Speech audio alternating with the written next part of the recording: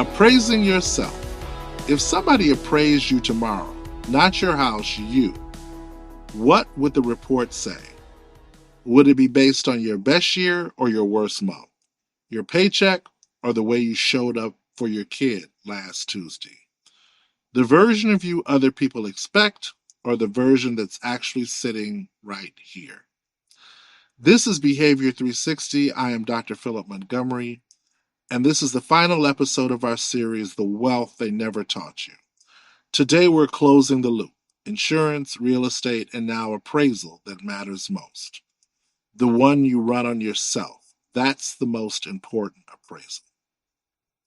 Over the last two episodes, we've talked about the financial side of manhood, protecting your family, chasing ownership. Today we go inward because underneath both those conversations was the same quiet question. Am I enough as I am right now? I'm going to borrow directly from my appraisal license for this one because the framework maps almost perfectly onto how men evaluate their own worth. Usually badly, usually using the wrong method for the job. In appraisal work, there are three core value concepts, and confusing them can lead to a bad decision. Let's walk through each one and then its parallel personally. Assessed value is a government number, updated infrequently, often years out of date. Its personal parallel is a label somebody put on you a long time ago, calling you a teacher, a parent, or even an ex. That's never been updated, even though you're not that person anymore. Market value is what the property would sell for today based on real current comparisons. Its personal parallel is an honest look at where you actually stand right now, not compared to your best friend's highlight reel, but compared to real current evidence in your own life. Use value is what the property is worth to the specific people living inside it. A house that's mediocre as an investment can still be an irreplaceable home.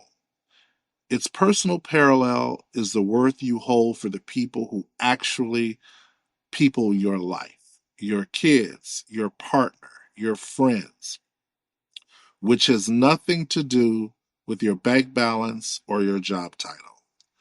I want to walk through this live the way I do in session. Find a quiet minute for this. Pause the episode if you need to. Step 1. Name the oldest assessment.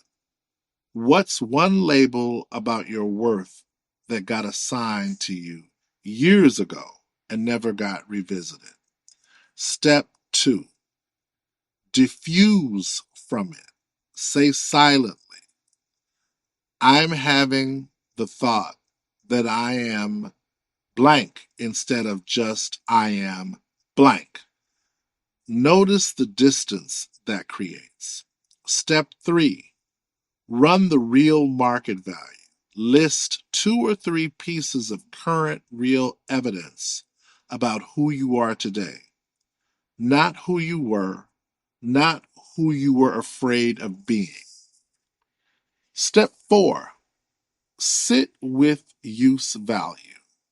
Name one person whose life is measurably better because you're in it. That number doesn't show up on any resume, and it's real just the same. Here's the thought line for this whole series. In episode 1, we talked about protecting the people you love. In episode 2, about the shame of a scorecard you didn't choose. Today, about the appraisal you run on yourself. All three come back to the same root. Most were handed a set of financial and personal benchmarks they never chose, never questioned, and were never taught how to sit when they fell short of them. You don't fix that by getting the policy or buying the house or hitting the number. You fix it by learning to hold the discomfort of not having it yet without letting that discomfort write the story of who you are. Write your own one paragraph appraisal report. Assess value, market value, and in use value. In your own words, honestly.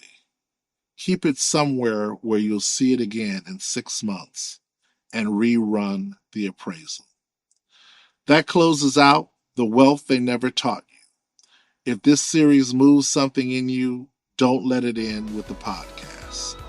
Again, know yourself, lead yourself, be yourself.